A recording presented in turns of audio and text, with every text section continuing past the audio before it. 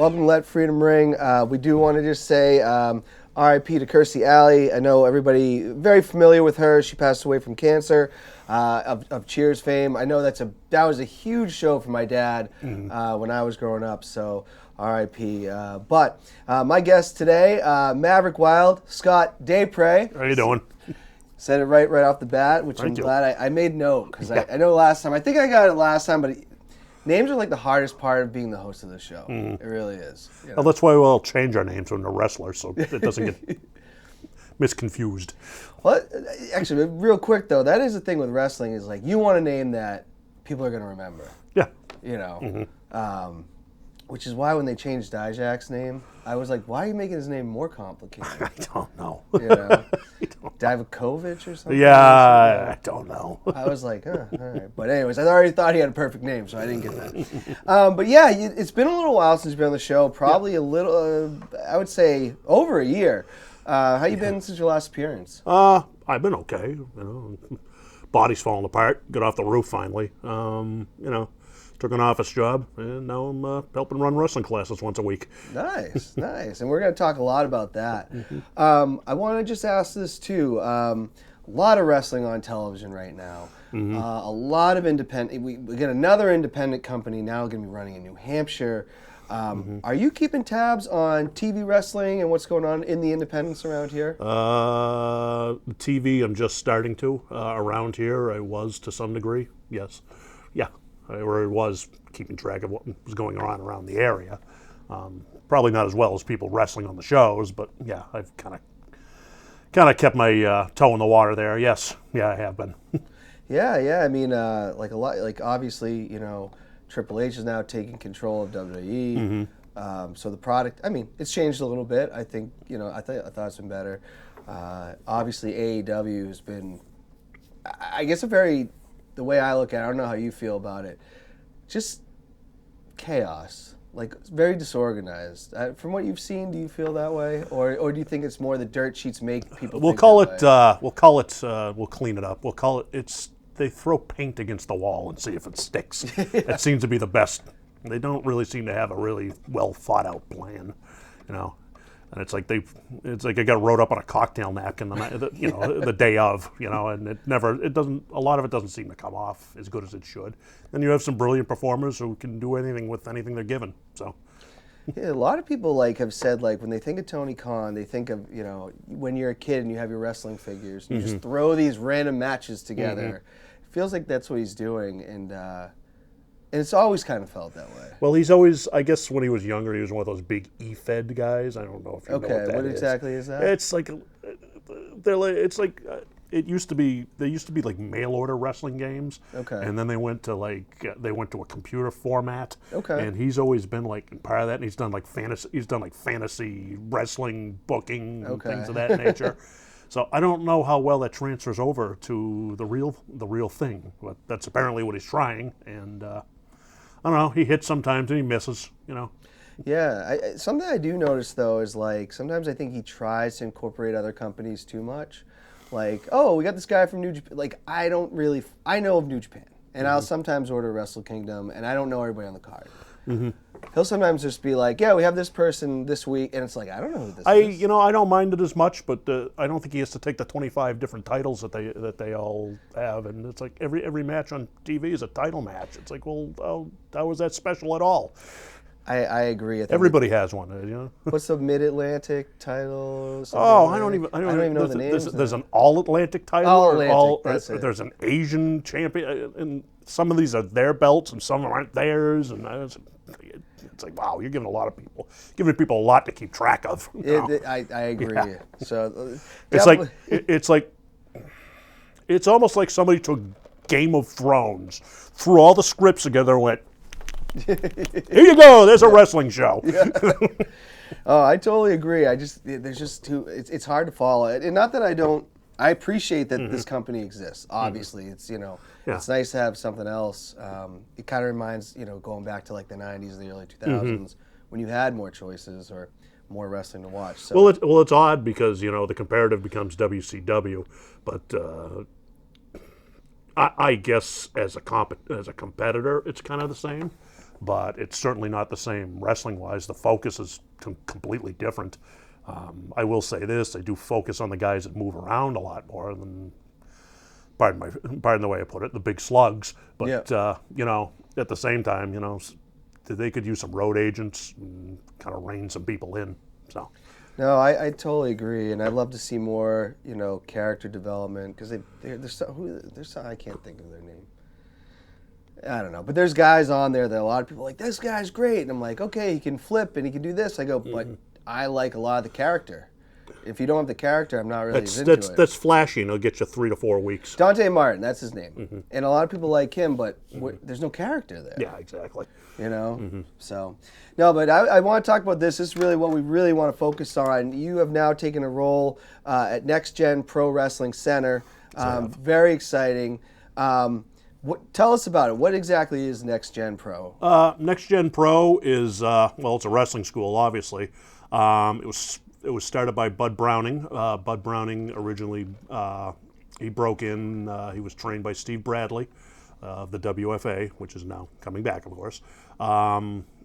And he's got a little spot in on Elm Street in Manchester that he put a couple of rings in, and he spent a lot of time cultivating a class and bringing in students. And I think the best way to describe it is it's the training is probably a little different than a traditional wrestling school. Okay. Where some of them are. I've always found that a lot of them are run almost like you're trying to come up with a football play, and I always make it akin to like it's like some trainers should have like a blackboard behind them, and they're doing X's and O's and equations and I've never believed wrestling is that. You have to have basics, you have to have basic knowledge, you have to have fundamental knowledge, but beyond that, it's an art, and that's kind of what I like to treat it as, you know. Some trainers will go with a notebook, and in fact, some of the trainers, like Julian Starr is another trainer at the school. He encourages the guys to keep a notebook. I encourage them to keep a notebook, but I have warned them that the way I teach may not be conductive towards writing it down in an outline. Now the owner. Now is he one half of that tag team? Nightbreed, yes. Okay. Yes, he was. So he was trained by Steve Bradley. Yes, he was. Okay. Can just for the audience that might not know, can you tell us a little bit because Steve Bradley was kind of a big deal. Steve Bradley was he was from Raymond, New Hampshire, I believe.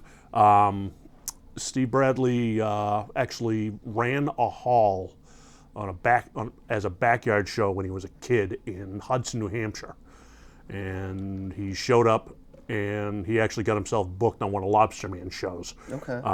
And that's how he got his start. Steve was a very career-oriented, career-driven guy, and he was very, very talented, and he was very, very knowledgeable. He's probably the best that ever came out of this area. He really was. Eventually, he got put into the old developmental system for the WWE, and he stayed there. He might have held the record for the amount of time he spent in the developmental area, and one of the things he's most famous for was he actually was, I don't know if you'd call him his trainer, but he was the one who first worked with Kurt Angle. That's right. He mentioned him in his Hall of Fame. Yes, he was that important to Kurt. He was that important to Kurt Angle that he mentioned him. They worked in Memphis where there was developmental territory, and that was he really learned how to work from Steve. The unfortunate part with Steve, I always thought, and I'm speaking a little out of turn, because it wasn't like we were really great friends, but I knew Steve. And I always thought, when I talked to him, he was always so gung-ho about he wanted to be on the big show, he wanted to be on TV. And I always thought the problem was, I think they liked him doing what he was doing, breaking in their guys, and just he went to a couple of different developmental territories doing it, and I think that's what they thought his job was, and I don't think that's what he wanted as a job. But so he ended up getting released from the developmental. Then he came back here. I want to say 2003, 2004. Yeah, that's about right. And started the WFA, and they were running about 40 shows a year at one point. They were running quite a few shows in this area. And unfortunately, it fell off, and unfortunately, Steve also lost his life several years ago, and it was very sad. But Steve Bradley was a very important figure in the wrestling in this area. He really was. Yeah, I mean, a lot of people are now that he trained are now, like you said, trainers. And I just wanted to point out why that's a big, because a lot of people that are going to watch this show, they might never have heard of Steve Bradley, why that lineage is so important. Now, when was the school founded? I feel like this is pretty recent. It's only been the last little over a year, really. Okay. I mean, I first went up there about a year ago myself, Again, at that point I was, I just kind of visited places here and there, guys on shows and stuff like that. I haven't been involved in a while. But I got very interested when I went up there. And, they had some good guys, and I liked the way they were training. The ceilings are a little low right now. Okay. We are actually we are in the process of moving the gym Okay. to a new facility, and which will feature much higher ceilings and much more room. But it's a good bunch of guys. We're all working hard in there, and there's a lot of pride there. You have me training guys there. You have Bud. You have Julian Starr, who wrestled in this area for about 10 years, and you have GK Durante, who I believe was trained by Steve as well. Okay. And basically he's been basically a jack of all trades. He's been a ring announcer, wrestler, referee. He's basically done whatever he's been required to do. So it's a good mix there. And when I went up there and I came up there, I thought, of course, Mike Hollow and a few other people were training there, and he left, and that left kind of I think that left kind of a hole as far as a very experienced person coming in and helping run class, and I think that's where I come in. Yeah. And because there was a little bit of split, was it just kind of, because are you guys planning to stay in Manchester when you move? Next town over. Okay. I don't want to reveal too much because I don't know how much Okay. Bud wants to reveal, but I will say we're moving to a better facility. Okay, very cool. And I would say much better facility. Because it's been a very long time that you actually can live in the state of New Hampshire and have two schools you could potentially go to. So that's pretty cool. Can you tell us anything about any of the backgrounds of the trainers, like Julian Starr? Julian Starr is a local guy. Like I said, he cut his teeth at Chaotic Wrestling originally. That's where he trained, I believe. He wrestled for about 10 years. Julian and I share a lot of similarities. We're both pretty broken down. Julian sounds like it happened more immediately, where mine was Pretty more serious neck injury. I think it was back, but it might have been okay. neck. Mine happened far more gradually over the course of several years. Of course, we're both overweight at this point because I think we're all trying to find motivation to keep moving. Yeah. And like I said, and Julian wrestled in the area quite a bit. Bud, again, was part of the tag team, the Nightbreed. He wrestled for WFA, and he's wrestled in local shows, for probably a good 15 years at this point. He recently just retired, so. And then, of course, is GK Durante again. He's a good friend of mine. We have some younger people in the class, so when I want to speak to Durante, I have to take him aside because we have a filthy way of talking to each other. We have like a little side room where we go swear at each other. Yeah. No, very cool. Now, I want to talk about this because this is something very interesting that I think that you're doing, and I think the Elite Pro Wrestling Academy is doing as well, that I think is like really good, because I never trained to be a wrestler, but I did go to the one-day fantasy camp at the New England Pro Wrestling Academy. And I remember, and this is before Chase Del Monte owned it. Yep. It was owned by Brian Fury at the time. Yep. And they said, we can train you to be wrestlers, but we don't train promos, or we don't train people to be managers. Sounds like you guys are helping with the promos as well at the school. We do. Yes, we do. I admittedly am not the promo guy. That is not my strong suit, but we do work on those. We do work on those things, and it's very important. You have to know how to express yourself. You have to know how to talk, and then you have to start there. And then I guess once you know how to do that, then you can start. Then you have to work on character development, and you'll have to forgive me if I roll my eyes at that because I'm very old, and years ago we just go, that's a gimmick. Yeah. That's a gimmick. Character development. What's that? But that it's a language I'm learning to speak. To be honest with you, because I am very old, and it becomes hard not to speak carny to the kids. If nobody knows what that is, carny is essentially a pig Latin. And for those people in the audience that think, oh, they sit, they plan everything out. No, and in fact, years ago, we would just bark out the entire match in a pig Latin kind of language. Yeah. And that's how we would get our cue. That's how we would do it. Yeah. No, it's very cool. Is there anybody that kind of leads the promos or is more helpful? I think it's just, as it comes. I know Bud works specifically on promos. Excuse me. Bud mostly does like does more of the promo stuff and does like a lot of the match review, because what he's done is, which is a good idea. I think if you're going to have a wrestling school, you have to have an outlet for your students to have matches. Otherwise, what good is what you're teaching them? Okay. A lot of places, myself included, when I ran my own gym, we would just run our own shows, and then you would stock the shows with who you were training. Bud's done it a little differently. Bud's kind of networked with 3 or 4 different promoters in the area, and basically he's offering the crew as kind of a package to go along with the ring and all sorts of things. And these guys are getting on a lot of shows really quickly because of it. And that's awesome. I'm assuming, because I know Nightbreed is very famous for APW. Mm-hmm. You guys working with APW, and obviously this new I guess not a new, the reboot of this other promotion is going to give people a lot of opportunity. Are these companies kind of helping? They come. We work primarily with a guy named Pat Dillon, who runs something UFO Wrestling. Okay.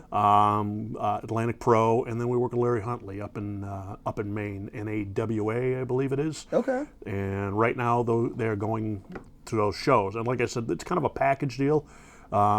So say like the WFA is starting up, they're not going to have a need for the ring and ring crews and stuff. They're going to have that themselves.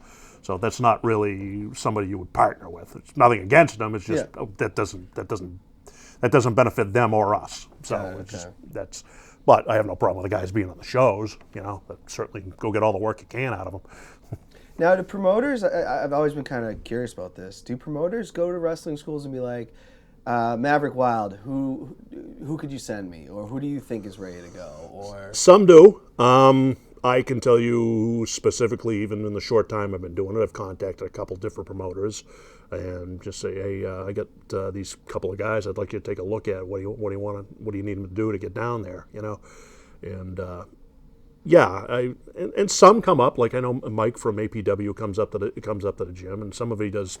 They'll do some of the taping there. That's where a lot of the promo work comes in, actually, especially with like Mike comes up, and Mike actually helps work with the guys with him as well on their promos and stuff, because they do pre-tape stuff right at the gym for APW sometimes. Oh, that's awesome. So that's where a lot of the guys are cutting their teeth on the promo work. Yeah, that's very cool. I just saw one that Kid V did, and it was more skittish, and I don't mean skittish like scary. It was like more like a skit. And again, I'm very old-fashioned, so you give me a skit. But it was well done. He did a good job with it. Is Kid V from this school? I've seen him. Yes. He's got red hair. Yes. Yes, Kid V. Manny Aries. I want to keep calling him Manny, but it's actually Monty. Yeah. And then we have Cassius. He's really, really good. These are all, they're all from that school. Yes. Very cool. Yeah. Awesome. Now, how many students do you currently have at the school? I want to say about 15. Okay. Yeah, so it's a decent amount. Yeah. The other thing Bud does, he actually runs an introduction youth course.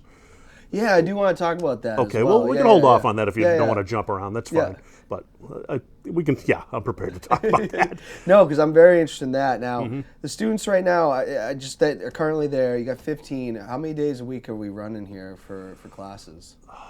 Well, I do one, so it's 4 or 5 actually at this point. Oh, wow. So it's pretty busy. Yeah, I think they probably run more class than anybody else in the area. I don't know what they're doing up at Concord, but they're running class close to 5 days a week. Sometimes it depends again if they have a show, because like I said, they book themselves out as a package deal. So they're not going to have they're not going to have a Friday practice if all of a sudden you're going to go deliver the ring down to APW.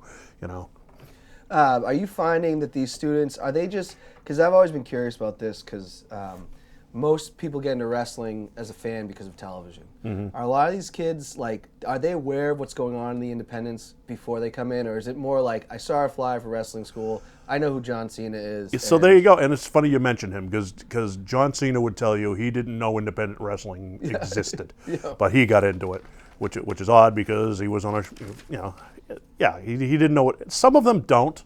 Some of them really don't. They don't know anything else exists. Their first introduction to it is, there's a wrestling school in Manchester that I can learn how to do this in? How does that work? But then some of them are just fans from the area who are obviously very well immersed, and I get all sorts of questions, about like local guys, it's like guys that I don't even know, and it's a mix. It's a mix, and sometimes having all that pre-knowledge is helpful, and sometimes it's not, because sometimes they have preconceived notions about what it's going to be, because they've seen some independent shows, and I gotta sometimes they're watching people who are doing things that have some bad habits, and they start off with some bad habits that we have to break. Understand. I mean, honestly, for me, like within the watching independent wrestling in the area, it literally went from I saw the shows you were on, Nashville High. Mm-hmm. I didn't go to another. It must 22 years probably. I went to MWF with I guess he just passed away, Dan Miranda. Dan Murad, yeah. Murade, I believe it is. Murade. Yeah. He was running a show in where they always run. I can't think of it, in Massachusetts. Oh, he's the Metro Boston area. I can't think. I think he's closer to the South Shore. He used to be a little. I don't remember correctly. I never worked for him. Evolve has worked in the same town. Mm-hmm. I don't know why I can't think of it. I think Melrose is one of the towns. Yes. Yeah. So for whatever reason, I just saw someone on Twitter and was like, I'm going to go to this show, and it wasn't too bad. And then I was like, I went to Chaotic, and I was like, oh, I had no idea this like community existed. Yeah, and that's a good word for it. It is a community. It really is. So it was good. It was cool to see that. So it's just good to see, like, it's interesting to me to see if there's like an independent wrestler that's motivated anybody to actually go for it, or is it just television that gets people in the door? Well, for myself, this is all I ever wanted to do myself, and we do have people like that at the school. You have some very career-oriented people as well, and some of that is from watching it on TV. And a lot of it, usually the TV guys are more, career-oriented, if I'm being honest. Okay. Because that's what they see, and that's what their expectation of it is. And then sometimes they get into these small little halls that we're wrestling in, and they don't like it because it's just completely different than what they thought it was going to be. I mean, there's a big difference between working Madison Square Garden and the American Legion in Nashua. There really is. No, I agree, and that's why some people. I remember I've seen independent. Randy Orton said something years ago about complaining about maybe hijacking after Raw, and then a couple independent wrestlers on Twitter were like, you have no idea what it's like to wrestle in the place in an Elks Lodge or anything like that. So don't even complain. Yeah, that is, he is one of those guys that really never had to do it. I hate to say it, he never had to suffer. And Cena did to some degree. I mean, he went out and worked for Roland Alexander out in California when he broke in. Yeah. He didn't avoid the independents. He certainly did jump into it once he found out they were there.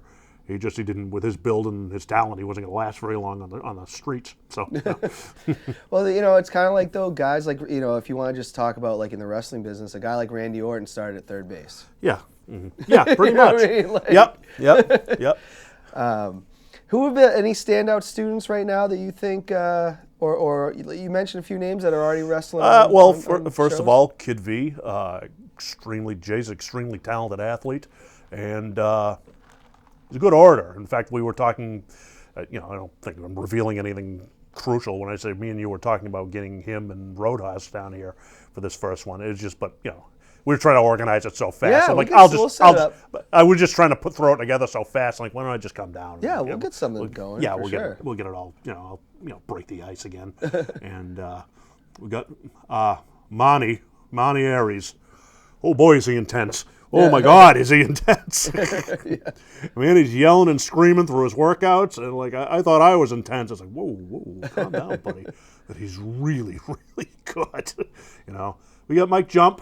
I don't think he's actually started working shows yet, but he's really close. He's a big, tall, athletic kid, and I shouldn't call him a kid. He's a full-grown man. But, he's Kid to you, maybe feels 23, like 24. Yeah. Really good athlete. Put together a little like Booker T. Okay. Same kind of long legs and stuff. In fact, every once in a while he does a lazy jump, and I said, "Tell him, I thought your name was Jump. What are you doing? Come on, move it." And then we have Cassius. We have Cam, and he's probably, I think he's the youngest of those four, but he's very, very talented. He's about 6 feet tall, 6'1". Not like a big bulky guy, but muscular, athletic, and he can move. And it's not just he can move. You can see him get the concepts of what we're trying to teach him very quickly. He learns very quickly. So we have, there's 4 really talented students up. That's just a start with. Those are the guys that are either just about to work shows or are already working shows. They'd be in like the advanced ring or... There you go, which was originally what I was brought in for, but I'm kind of handling all duties at this point, which I don't mind, by the way. Now, I saw something, and I don't know if it was an interview that Leo did or I saw this online. Are you saying, let's say conditioning? Yeah. Are you doing conditioning? Are you saying you do that on your own, we're going to train you to wrestle, or how does that work? Some of the trainers have different philosophies on this. Okay. I will be very frank with you. So you've seen me in the past. I'm not the fat walking I was not always the fat piece of crap that I am right now. I was quite good shape. Not a piece of crap at all. But no, I was in quite good shape at one pictures. point. Yeah. And I always believed that was the wrestler's responsibility to get themselves like that. I really do. I do believe that should be on the wrestler. However, when your conditioning is bad enough where it's dragging the rest of the class down, and then we got to take time to go over things again because you were sucking wind so bad that you couldn't remember it. Then we have a problem. So we do run some conditioning drills and things of that nature to get guys up to speed, to get their wind up. I'm not making them do 800-pound squats on the floor or anything like that. But we keep them moving. And frankly, the way I train tends to be, I don't drill as much as the other guys do, but I tend to be very dynamic in the way I train. And there's no stop, and now we go take a 5-minute break usually. Now it's, okay, we learn this, okay, well, now we roll into this because that begets that begets that. Everything I train usually comes off of, we're going to do this. Okay, how would you get out of that? That way or that way? Once you're out of there, where do you go from there? You go there, you go there, you go there, you go there. And that's how I train. I just start with a step, break it up, break your alternatives up, and give you a lot of ammo to go in your matches. That's how I like to train. However, it means you're busy. It means you're busy all night. They're usually not doing rope drills, but we just don't stop. That's the only way to train that way. How long is like a class? Is it like 2 hours, 2.5? So I went Saturday and I was there for 3. 3. Okay. Generally, I am there for 2. The classes last for 3. Last 3 generally. I come from a decent amount out of town. I'm over an hour out of Manchester, which is really the only reason I haven't taken another night. We're trying to figure out. Basically, I'm trying to get my energy levels up so I can take another night. Awesome. Now, I know the school. I've seen it on Facebook. You've had a few, I would say, celebrity guests, people that have been on television. Who are some of the celebrity guests that have talked to the class, and how do the students react to that? So, just knowing that I've only been up there about 8 weeks. However, I was up there a couple times before. I know Dijak came in. I was there one night with him. He was there for, I spent about an hour with him. And I don't want to say the guys were awestruck, but it was good to have somebody from the area that was. He spoke of the struggles, and he really informed them very well about what they have to do to get to where they want to go, and then what to do, the difficulty in staying there. It is not true anymore, but to show you how far back ago, about the time frame. He was basically saying, like a lot of guys will tell you, they were wrestling for one person. They were wrestling for Vince McMahon. If you impressed him, your career did better. But he came up and he explained, he explained all that, and basically how it's very corporate. you know, and the more boxes you check, the better off you are. You know, you can be good at two things, but if you're not diverse, they don't really have that much interest. So, and he came up and they all listened, and, you know, he was, you know, I think they really liked it, you know, that here's a guy that's, you know, he's working where they want to go, and he's right next to him in a ring in Manchester, New Hampshire. Yeah. You know? No, super cool. And Dijak, yeah, he got kind of caught in like during the pandemic, they were looking for some crazy idea, and they threw that mask on him. But one thing I got to say about him, awesome guy, because I remember he was still training to be a wrestler, and he had to work the crew. And I was at the Lowell PAV, and there wasn't enough chairs. Yeah. So he goes, me and my brother, he goes, I got you. He goes, God damn it, you got to be kidding me, there's no chairs. So I thought he was just going to forget about it. He didn't have to do it. Guy went out of his way to make sure we had chairs. So very nice guy, and I'm glad he's successful, and it looks like he's getting another But I'm chance. glad you told that, because I'm glad you said that, because now you're talking about a guy that's on TV, and I think that's a guy now that Vince McMahon is gone, they have a lot of interest in, because he's, you know, tall and can move, you know. Yeah. But, you know, it's good that people hear those stories, that's what he had to do to get where he is, because there are people on shows, local shows, that don't want to do that. And it's like, well, then you're not really all that dedicated as far as I'm concerned. You could, I mean, there's guys that you could talk a lot about. You know, Christian Casanova's another one. Just so they paid their dues, and they were so good to the fans, and now look at where they are. So, I want to talk about this because I think this is so cool, and you started to talk about it, and I would have loved this as a kid. Tell us a little bit about the youth program that they do. Bud's big into the development of younger people. He really is, and I mean that in a very good way. He's. I got to be honest with you. I am a salty old wrestler. All right, I was a roofer. I was a wrestler. Neither people swore more than each other. I just, you know, I am, you know, I can be very crude. So when I first heard about a youth class, I was like, and I was like, oh, I'm going to offend some parents. Yeah. But no, Bud tends to run the classes himself. I did come in during the last class, and they go through some basic wrestling training, and they go through some drills, but they're more like fun drills rather than, you know, they're not exhaustive. They're kids. They're giving them an introduction into what it is. They're not. I mean, we're not. You know, we're not power slamming them for the floor or anything like that. Yeah. But, you know, we're giving them the basic principles of what we do, and what seems to be happening is they seem to relate it to what they see on TV, and a light goes on, and some of the kids are just, it's like a playground to them to some degree. Now, some wrestlers would cringe at that. You're calling a ring a playground. Well, yeah, for these kids, I am. As a matter of fact, yes, yes. But it's really good, and, you know, the smiles on their faces just, you know, as they learn new things. It's very, very odd, you know, because youth training programs, the only ones I ever heard of were like in Japan, where they tortured the kids. And it's totally not that. It's so open and honest, and Bud does a really, really good job with those kids. He really does. They hang on every word he says, you know. I think that's unique, and I think that's really, really cool, because I've never heard of it any other place. I really haven't. Well, you think about all the other things as a youth you could do. You could play any sport. You can be in the Boy Scouts. You can act. You can do all. Why can't kids get? Not saying they're going to be pros right away, but learn the basics. Go even further than they can play baseball.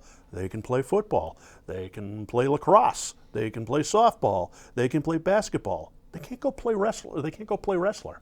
Well, Bud's giving him a little bit of an opportunity to do that. And again, a lot of people, older people, are cringing. Let him play as a wrestler.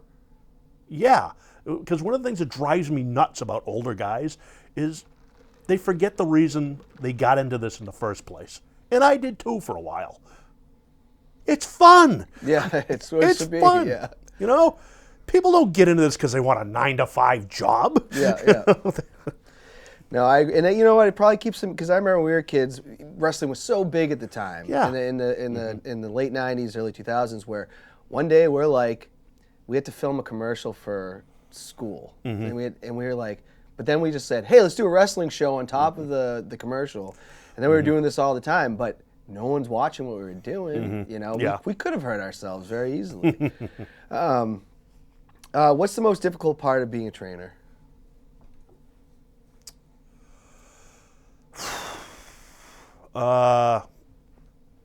It may be that occasionally you do find a person that just does not have transferable skills to it.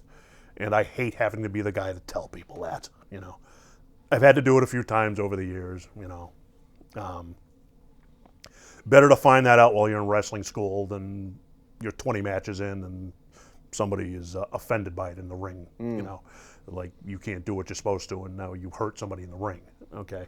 Better they find out in practice. But I hate being that guy because, to me, the best part about being a trainer is finding that one little spark that brings it out in people, that brings out that performance in them. I love that. They do that, and oh God, it's like electricity. You know, it's like I love it when that light goes off, and I love it when that light goes on, and all of a sudden they're starting to get it, and I love that. That's one of the reasons I do this. You know, it really is. I love it, showing somebody when they thought they couldn't do it. All right, yes you can. Maybe we're going to find a different way for you to do it, but yes you can. And I hate coming to the conclusion that they can't. And I don't do it I haven't done it often, but it does happen, unfortunately. Have you ever been shocked by somebody? Like, because, you know, sometimes you look at an athlete and you're like, they're going to pick this up. And then have you ever had someone you're like, I can't believe that? Like, you were just shocked that they didn't have those abilities, or? No, because I know, generally speaking, those type of people are very good athletes and hold a elevated opinion of themselves. I much prefer, to be very frank with you, so I'm going to insult him and compliment at the same time. This little guy right here, he looks like a guy that I trained years ago. His name is Jesse Scott. Yeah. And I'm busting his nuts a little, but you know, he's short. He was like a 5'5", and he was built very squat, you know. And when I ran my own gym, he wanted to be a wrestler, and I just looked at him and said, no way, no way. And he'd referee and he'd manage. And one night he was a manager for somebody. I said, all right, listen, I'll beat the guy, and you're his manager, and then I get 5 minutes with you, and we'll see what you can do. And it turned out it wasn't too bad. And then he was a manager on my show, and he fell off the ring apron, and he literally broke his kneecap into 5 different places. Oh, no. He worked the rest of the night like that. The only thing he came up to me and said, can I not put the ring away with you guys tonight? Because my knee. So with his broken kneecap in 5 places that all had to be wired back together, he jumped in his standard transmission car that he had to keep depressing the clutch in to get home. And then he called me the next day. Yeah, they said my kneecap is broken in 5 different places. I was like, you kept going? And at that point, I was like, you have to be a wrestler. There's just no, I don't care what you look like. You just, you know, you're too tough. Yeah, you know? Somebody that tough has got to wrestle. I'm sorry, you know. And he would do athletic things. I would just be amazed. He'd be like, he's 5'6", 5'5". He'd go head first with second and third rope and do that hangman thing. And so I don't see anybody do that anymore. No. Oh, I teach stuff he did in the gym now because I just thought it was so. He used what he had so well, you know. He really did. He was very effective. He was a very effective wrestler. He really shocked me, and I like him better when they shock me like that. I really do. No, that's really cool. I mean, I was just gonna say, because I don't know if this is true, but they were saying that Gable Steveson was who, you know, he's a national wrestling champion, who you would think, you know, you've seen Kurt Angle, you've seen Dolph Ziggler, and these guys pick it up that were, you know, good NCAA wrestling. Well, Angle even higher than that. But they're saying he wasn't having an easy time picking this up. I have found that most amateur wrestlers have an enormously hard time picking this up because it is so different than what they did, you know. Amateur wrestlers they have to be the toughest individual athletes I've ever met, you know, and they're completely self-reliant. And then they're coming into something that requires theatrics and working with other people and cooperating with other people, and that is totally alien to the amateur wrestling experience. And I believe that's why a lot of them have a really tough time making the transition. No, I could see that. So I started wrestling when I was like 8 years old, wrestled and coached wrestling for a long time. And the first time when I did go to the wrestling school, a basic tie-up, I wasn't getting the concept because when I tie up in a wrestling match, it's not like, Chase Del Monte was the coach, and he's like, no, this is not a wrestling, like, you both gotta look good in this. So I was like, it was a hard concept. That's why my son could never do this. You know. My son was a hell of a baseball player, good athlete. We used to show up at the shows early sometimes and actually wrestle around the ring sometimes. Yeah, it was a playground again, boys. But he was just like, what do you mean they tell you to lose and you lose? I can't do that. I don't like that. I do want to get into the fan questions. I got two, and then I want to get into a couple other things. Kendall Payne Glover, he's part of the, he does fan casts. He's a podcaster, a friend of mine, part of the Four Families. He goes, any advice for anyone getting into the wrestling business as a wrestler? He's kind of on the fence. He's a young kid. He's still thinking about it. What would be your advice?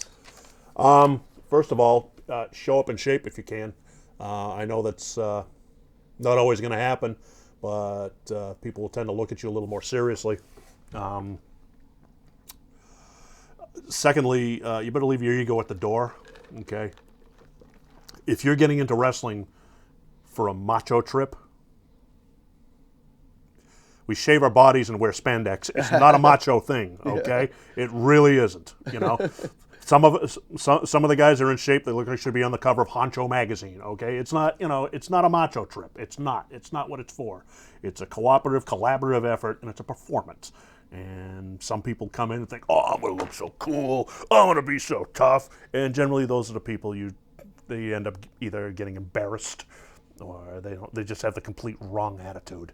You have to come in with a very open mind, because generally speaking, it's not exactly what you think it is, and it's not a tough guy. It's not a tough guy thing. There are tough guys in it. You have to become tough when you're landing on your back at 100 miles an hour. It's inevitable, but it's not for a macho trip. You have to be ready to work with others, and you're going to be put in some embarrassing positions. You are, just the way it is, And if you're not ready to put yourself out there and get out of your comfort zone, then don't be a wrestler. You feel like you got to be a pretty outgoing person to be a wrestler? I know there's not everybody is, but I don't think you have to be. I'm holding back, but I'm sure you know the type I prefer. I like them wild and loud. Yeah. That's how No, I don't think it's necessary. No, I mean, not everybody's be an obnoxious jerk like I am. For Christ's sakes, Dave Fournier wants to know. You know Dave. Yes. With your recent return to training, what is different about Next Gen from any other school? That's hard for me to say, because really, I did some training at the Chaotic School at the off and on, but that was I've mainly guest training. To be frank with you, I haven't really been in many actual wrestling schools. If now that I'm thinking about it, I've been in wrestling gyms, which is different. Wrestling gym, especially like up in Canada and stuff, if you read like biographies of wrestlers up there, or like a description of the area, they had like the promotions had house gyms that the guys went at. A lot of them, like the Heart Dungeon, that was like in a house. Is that what you mean? Or? Yeah, well, I don't mean just so much a house, but okay. The Heart Dungeon was like the most famous of them. But there were plenty of gyms up in Canada that just catered to the wrestlers and the promotion in town. That was a big thing, and so Jeff Costa wrestled in Canada. He wrestled for a guy named Al Tomko, and he wrestled a little for Stu as well. Oh, wow. So just, briefly. Stu Hart, by the way, is who we're, referring to. Yeah. But, so Al Tomko had his own gym like that. There's stories about Roddy Piper training there and things of that nature. But Canada had they had a gym system, and they trained people, but, it was a little different. They'd drag you in there and beat you up until you start fighting back. then they'd smarten you up because they didn't want to get their heads caved in. Yeah. But, so how it differs from most wrestling schools is Bud allows me to be a little less formal than some guys. Some guys trained, like I said, X's, O's, and that's fine for some people, but that's not going to work for me. And frankly, I don't think it works for everybody. If you're the type of person that learns visually more than studying, we're probably more for you. We really are. Spent a lot of time working individually on the guy's problems. Not to pick on anybody. We have a student, Donnie. He's having a problem taking the falls, and sometimes he takes them right, and then sometimes he doesn't. And I don't know that if you tried to figure out in a mathematical equation how he could do better, you could break him of that. Where more I go through a series of steps and I try different things. Like he has a problem taking a back bump. You're familiar with what a Russian leg sweep is. Mm-hmm. So to get him to do his back bumps, what I would do, because it's weird. He has faith in everybody else but himself. People go throw him around and it lands fine. Yeah, he goes to take one on his own, and he puts his hands down and stuff. So what I've started doing with him is do a Russian leg sweep. Basically, what it does is it ties up his hands and his head and protects his head. So he has to go back in that form, and we do that sometimes, and he's getting better at his bumps that way.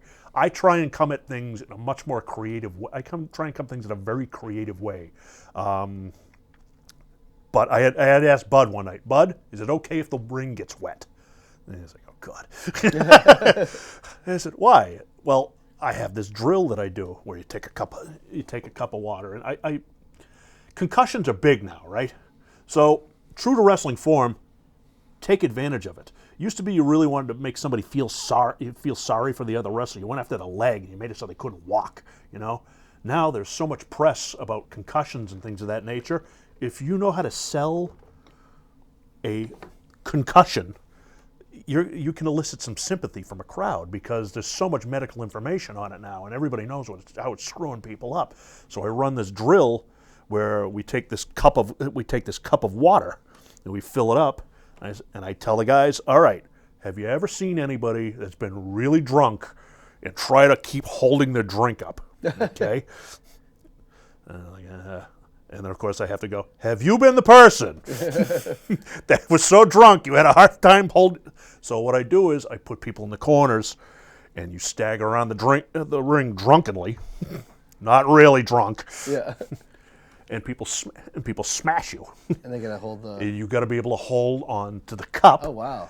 And spill as little of as possible. And the really good ones can actually, at the end, they can actually fall down and they keep all the fluid in the cup. Oh wow.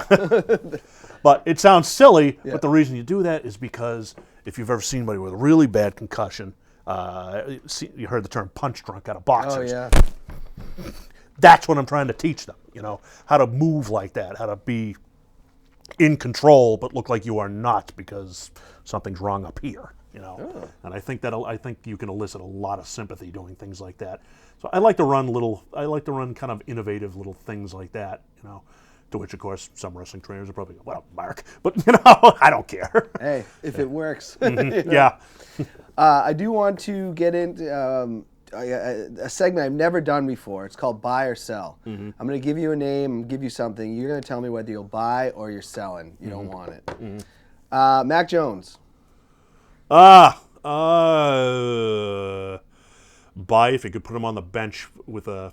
I know you want a simple answer, but buy if you could put him on the bench under somebody could learn under. It's tough. I mean, Yeah. Mm-hmm. I think well, you know what? Let me ask the next one before and then. Mm-hmm. Matt Patricia.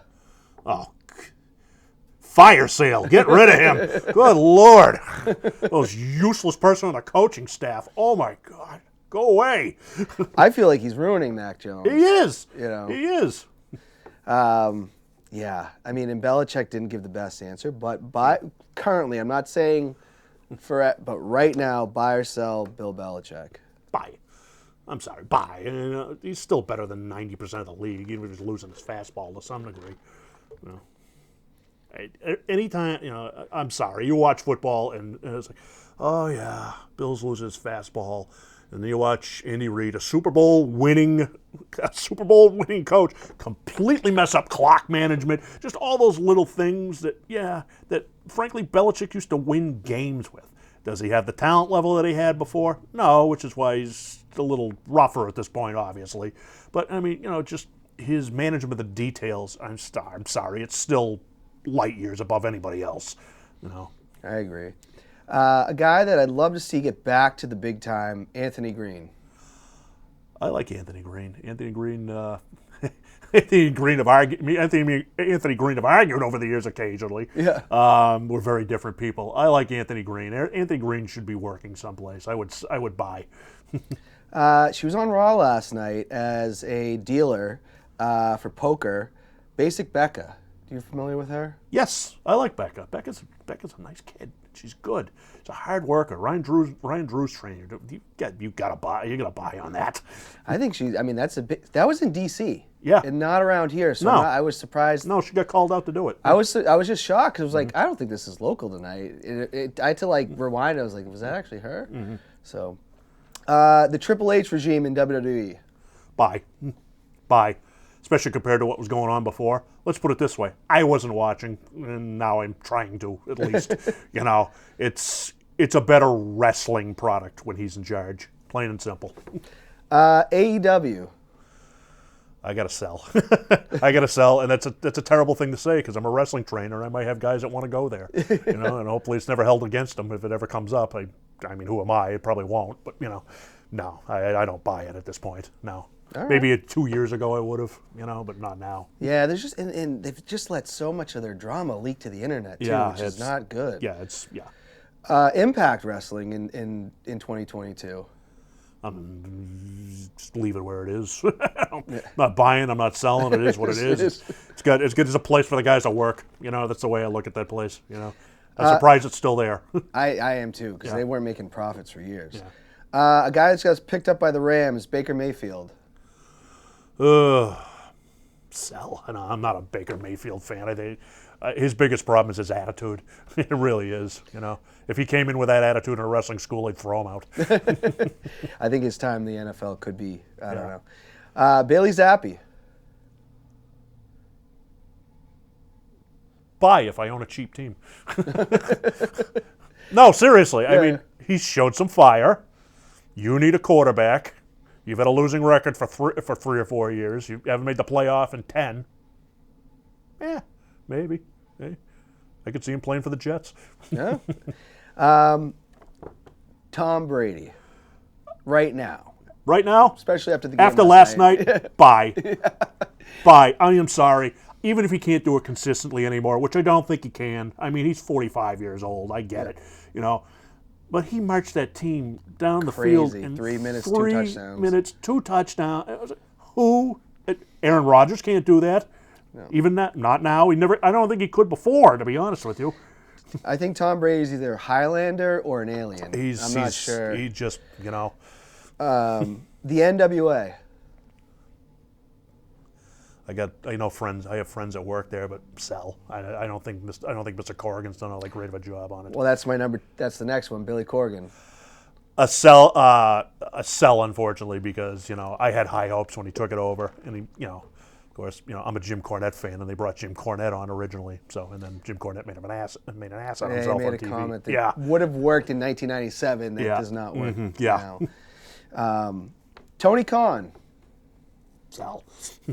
Sell. I got no. No. I can't. No. Good friend of yours, Sonny Goodspeed. Bye. Sonny trained at the gym I am at now, and I think he provided a lot of the humor that a lot of wrestling schools don't have. And again, people go, well, you're not there to laugh. Well, no, but again, this is supposed to be fun, so yeah.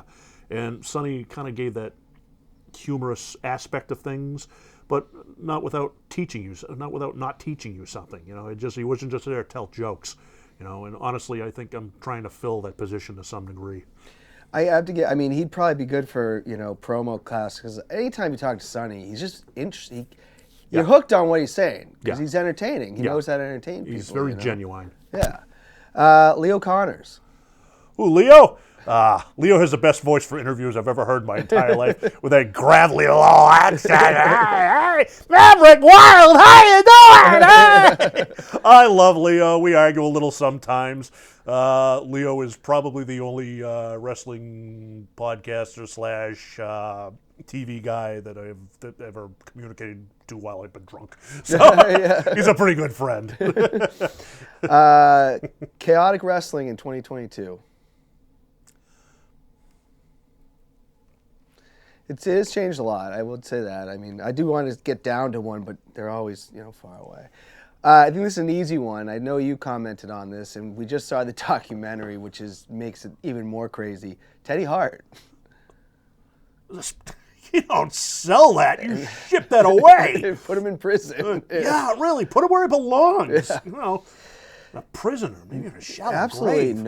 Absolutely no conscience on that guy. Well, he smokes weed 24 hours a day. Yeah. You could feel how you want to about marijuana. You don't do it 24 hours a day.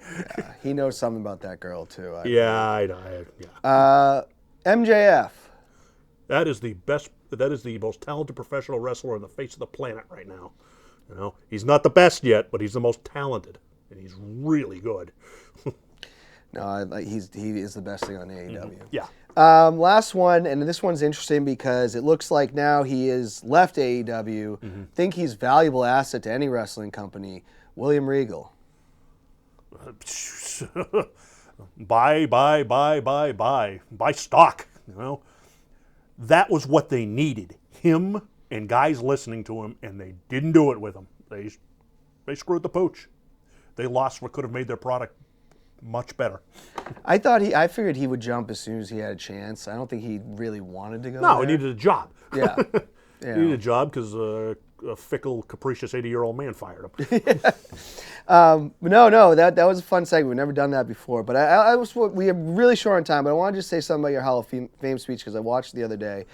You said something that kind of resonated with me where you said, I've done all this, I never made any money, but made a lot of friends. Mm-hmm. And I thought that was a very cool statement because I think at the end of the day, you're appreciated by a lot of people, and I think that's worth more than making money in wrestling or anything like that. Money was not my objective when I got into this. And again, some older guys go, Mark, you're going to make money. No, sorry. Again, nobody gets in this because they wanted to be a 9-to-5 job. I got in this because it was going to be fun. And then I met people that were as screwy as I am and possibly even more damaged, and I said, I am home! Well, Mav, I really appreciate you coming on. It's been a blast. No problem. We're not saying go there, but check out Next Gen Pro Wrestling Center in Manchester. Elm Street, Manchester. That's where it is. We're not saying go there because we can't do that on air, but if you want to support them, check them out. But until next time, let freedom ring.